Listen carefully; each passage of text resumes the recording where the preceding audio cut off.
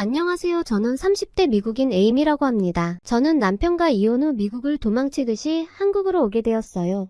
제가 왜 미국을 도망치듯이 한국에 왔는지, 그렇게 할 수밖에 없었던 이유를 말하려고 해요. 영상 시청 전 구독과 좋아요는 영상 제작에 큰 힘이 됩니다. 일단 많은 분들에게 제 개인적 이야기를 공유할 수 있다는 것이 정말 기쁩니다. 제가 굳이 제 사연을 공개하는 이유는 제 경험이 누군가에게 좋은 사례가 되길 바라는 희망 때문입니다. 저는 당시 복잡한 주변 상황 때문에 큰 스트레스를 받고 있는 상태였죠. 20대 후반에 저는 결혼을 했고 결혼 생활 3년 만에 이혼을 하게 되었습니다. 이혼 사유는 남편의 외도 사실을 알게 되었기 때문입니다. 저는 남편과 함께 같은 회사에 다니다가 가까워져 결혼을 하게 되었는데 알고 보니 같은 회사 내 여직원과 외도를 하고 있었더라고요. 남편에 대한 배신감은 이루 말할 수가 없었습니다. 게다가 회사 내에서는 남편과 여직원의 외도를 눈치챈 사람들도 있었어요. 저만 모르고 있었던 거죠. 엄청난 충격을 받은 저는 빠르게 이혼을 했습니다. 게다가 저는 다니던 회사도 잠시 내려놓기로 했어요. 그들과 같은 공간에서 숨쉬며 지내는 것이 너무나 힘들었기 때문입니다. 피해자는 나인데 제가 왜 그들을 피해야 하는지 이해할 수가 없었지만 그들을 보는 것이 너무 힘들었기에 제가 피할 수밖에 없었습니다. 이혼 후 저는 극심한 고통에 시달렸어요. 제 자신이 늪속에 빠져 헤어나오지 못하고 있었습니다. 누구에게 위로를 받아도 위로가 안 되는 그 감정을 느껴보신 적 있으신가요? 고통이 너무 심해 잠도 제대로 자지 못했고 먹지도 못했어요. 그러던 어느 날에는 느닷없이 일시적으로 기억이 나질 않고 가만히 있다가 온몸이 떨리는 증상이 나타나기 시작했어요. 제 신체에 심각한 문제가 발생했다는 걸 저는 인정해야만 했어요. 병원에서 상담을 받았는데 극심한 스트레스로 인한 신경계 문제라는 진단을 받게 되었습니다. 의사 선생님은 제가 처한 상황과 어려움을 충분히 공감해 주시면서 약물 치료로 어느 정도의 증상은 줄일 수 있겠지만 그것이 근본적인 해결책은 될 수 없다고 하더군요. 그리고 이 문제를 근본적으로 해결하기 위해선 약물의 도움과 별개로 약간의 용기가 필요하다는 조언을 해주셨습니다.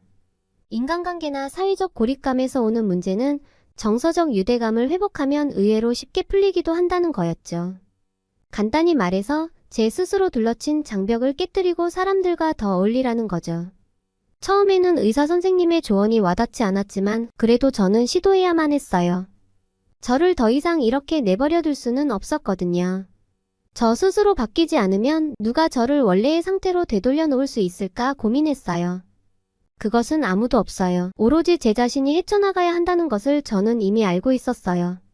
다만 제가 너무도 나약해져 아무것도 하고 싶지 않았던 것이죠. 하지만 더 이상은 제 인생을 낭비할 수가 없었습니다. 다시 한번 일어나 보자고 굳게 다짐을 했어요.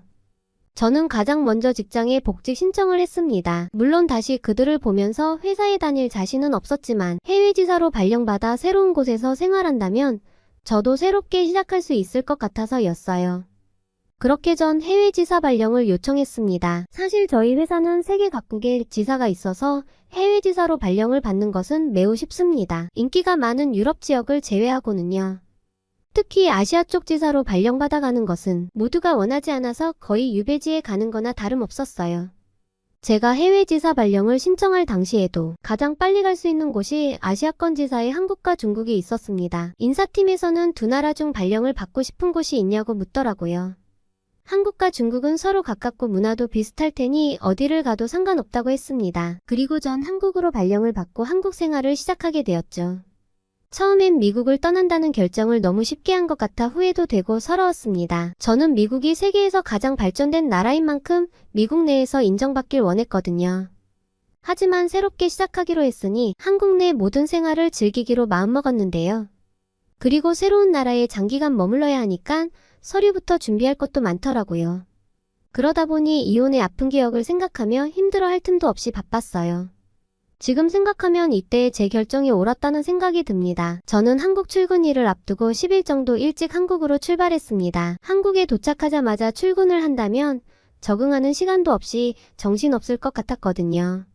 시차부터 한국 생활에 적응하기 위한 시간이 필요할 거라 생각했어요. 다행히 회사에서도 배려를 해줬어요. 그렇게 저는 한국에서 적응하기 위한 일상을 준비하기 시작했습니다. 새로운 숙소에 필요한 물품들이 어찌나 많던지 한국의 다이소라는 곳이 생활용품 종류가 많고 싸다고 해서 가봤는데 정말 가격이 저렴하더라고요. 다이소에서 물건을 구경하는 재미도 있어서 꽤 자주 갔었습니다. 안 파는 게 없더라고요. 제 새로운 집안의 생활용품들은 거의 다이소에서 산 것 같습니다. 한국에 와서 어떻게 시간이 갔는지 기억이 나지 않을 만큼 정신없이 보냈습니다. 그리고 첫 출근을 했어요. 미국에서 평생 살다가 너무도 새로운 곳에 오니 낯설기도 했지만 미리 한국에 와서 이것저것 준비해둔 덕에 빠르게 적응할 수 있었어요. 그리고 한국의 직장 동료들이 저를 정말 열렬히 환영해 주더라고요.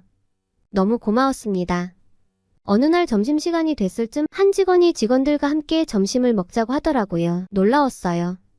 미국에서는 개인적으로 편한 시간을 골라서 점심을 알아서 먹거든요. 그래서 다들 점심시간이 달라요. 물론 약속을 잡아 함께 먹을 수도 있겠지만 대부분 그렇게 하진 않아요. 혼자만의 시간이 중요하다고 생각하거든요. 그런데 한국의 회사들은 정해진 점심시간에 다 같이 밥을 먹는다고 하더라고요. 한편으로는 제 시간을 뺏기는 것이라고 생각할 수도 있겠지만 저는 오히려 더 좋다고 생각했어요. 저를 신경 써서 같이 밥을 먹자고 제안해준 직장 동료가 너무 고맙게 느껴졌어요. 한국에 와서 사람들과 어울리면서 행복해지고 싶었거든요. 그렇게 처음으로 직원들 몇몇과 함께 식사를 하게 되었죠.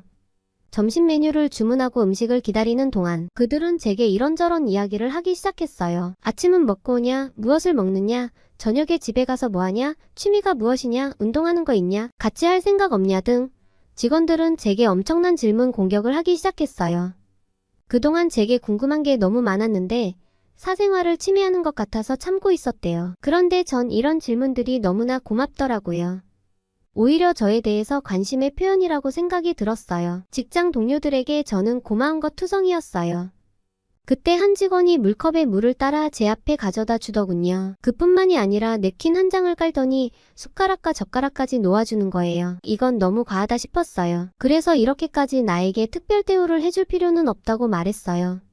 그런 제 말에 직원들이 웃으면서 이건 특별 대우가 아니라 사람에 대한 예의라고 하더라고요. 잘 보이기 위한 거짓된 행동이 아니라 몸에 익혀진 배려 같은 거고 식당에 가면 누구라도 자연스럽게 하는 행동이니 부담스럽게 느낄 필요 없다고 하더라고요. 그 말을 저는 완벽히 이해하지 못했지만 이런 행동이 한국에서 자연스러운 것이라면 한국은 정말로 정이 많은 곳이 분명하다고 생각했어요. 그렇게 전 한국에서 제법 잘 적응하고 있었어요. 한 번은 회사를 다닌 지 3달 정도가 지났을 때였어요.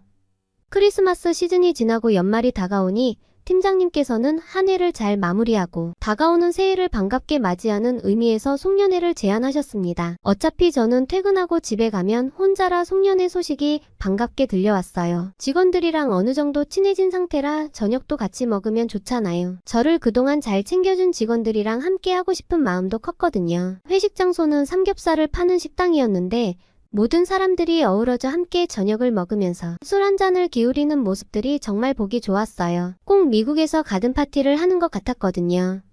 미국은 이런 술이나 식사를 함께 할 수 있는 문화가 활성화된 건 아니에요. 대신 누군가의 집에 초대를 해 마당에서 고기를 굽고 술을 마시며 파티 형식으로 시간을 함께 보내긴 해요. 그래서 한국의 시끌벅적한 회식 분위기는 정말 새롭더라고요. 소맥이라는 것도 처음 마셔봤는데요. 동료가 황금 비율이 있다면서 한 모금용으로 맥주잔에 타줬는데 그냥 맥주만 마시는 것보다 뭔가 더 부드럽고 맛있더라고요. 술이 술술 넘어갔어요. 그러다 보니 제 주량을 넘어서서 마셔버리게 된 겁니다. 기분이 정말 좋았거든요. 새로운 곳에 와서 새로운 사람들과 함께 지내며 이전의 아픈 기억은 잊어버리고 즐기고 있는 제 모습을 보니 다시 살아난 기분이었어요. 한편으로는 국적이 다른 사람들과 어울리면서 일은 일대로 잘 해야 한다는 긴장감이 있었는데 타지에서 혼자 와서 새롭게 적응하면서 일을 해야 하는 제 고충을 충분히 이해한 듯 저를 챙겨주는 한국인들에게 저도 모르게 마음을 열어버렸던 거예요. 그러다 보니 정말 신나게 놀아버린 거죠. 다 같이 건배하면서 동료애가 더 끈끈해지고 회사에서는 말하지 못했던 고마움을 표현할 수도 있는 시간이었어요. 그래서 저에겐 그 시간이 정말 너무 좋더라고요. 신나게 회식을 마치고 어느덧 시간이 늦어져서 모두 집으로 돌아가야 했는데 다들 휴대폰만 쳐다보고 어디론가 전화를 하고 있더라고요. 그런데 얼마 있지 않아 차를 가지고 있는 직원들 모두가 어디선가 다가온 모르는 사람들에게 차키를 건네는 거 아니겠어요? 그런 모습이 너무나 놀라워서 저는 왜 차키를 주는 거냐고 물었어요. 그랬더니 한국에서는 이런 대리운전 문화가 있고 술을 마시고 운전하면 안 되니까 운전을 대신해 주시는 분을 따로 불러 운전을 맡긴다고 하더라고요. 미국에서 저렇게 남에게 순순히 차키를 넘기는 일은 중고로 차를 팔 때가 아니고서는 절대 있을 수 없는 일이에요. 게다가 처음 보는 사람인데 도대체 뭘 믿고 맡기는 건지 놀라지 않을 수 없었어요. 그랬더니 옆 직원이 우리 한국인들에게 대리운전은 술을 마셨거나 혹은 피곤해서 직접 운전하기가 힘들 때 일정 돈을 받고 대신 운전을 해주는 하나의 직업으로 인정받고 있다고 했어요. 순간 대리운전 기사분들을 잠재적 범죄자 취급한 것 같아서 너무 부끄러웠습니다. 그때 옆에 있던 직원이 제 집이 어디냐고 묻더라고요. 같은 방향이면 가는 길에 내려주겠다면서요. 아무리 한국이 밤길이 안전하다고 하지만 그래도 늦은 밤 여자 혼자 가는 건 위험하다고 말이죠. 이제는 제 귀갓길까지 챙기는 동료가 심지어 스윗하게 느껴지더라고요. 미국에서 어려운 시간을 보내며 정말 죽을 만큼 힘들었고 도망치듯 한국으로 오게 되었는데 한국의 직장 동료들의 따뜻한 배려로 심신이 치유되고 있는 삶을 살고 있어요. 이곳에서의 직장 동료들과 더 가까워지면서 하루하루를 활력 넘치게 보내고 있습니다. 한국에 오길 정말 잘한 것 같아요. 한국에서의 삶을 통해 제 자신을 찾아가면서 많은 변화와 행복을 느꼈어요. 3년 동안 정말 소중한 경험들을 많이 쌓았고 미래에도 더 많은 행운과 기쁨이 기다리리라 믿어 의심치 않아요. 그래서 저는 한국에서의 발령을 연장했답니다. 제가 여러분께 마지막으로 드리고 싶은 말은 혹시 저처럼 한국에 와야 하는 일이 있다면 겁먹지 말라는 말을 전해주고 싶거든요. 어쩌면 여러분의 인생에서 전환점이 될 수 있는 곳이 바로 한국이 될 수도 있으니까요. 지금까지 제 사연을 들어주셔서 감사합니다. 오늘의 사연 어떠셨나요? 미국에서 큰 상처를 받고 살고자 한국을 선택한 미국인 에이미 씨가 한국에서 직장 생활을 하면서 한국인 동료들의 따뜻한 정과 배려에 감동받고 서로 가까워지는 시간을 갖게 되면서 마음의 위안을 얻었다는 사연이었습니다. 에이미 씨가 낯선 한국에 와서도 꿋꿋이 잘 적응해 나가는 모습이 정말 멋집니다. 한국에 온 것이 에이미 씨의 인생의 전환점의 순간이길 바랍니다. 한국은 혼자보다 함께 살아가는 게 더 자연스러운 나라입니다. 앞으로도 그녀가 한국 생활을 통해 따뜻한 정을 느끼고 건강한 생활을 이어나갔으면 좋겠네요. 끝까지 시청해주셔서 감사합니다. 여러분의 구독과 좋아요는 영상 제작에 큰 힘이 됩니다. 소중한 의견도 댓글로 남겨주세요. 더욱더 좋은 영상으로 찾아뵙겠습니다. 감사합니다.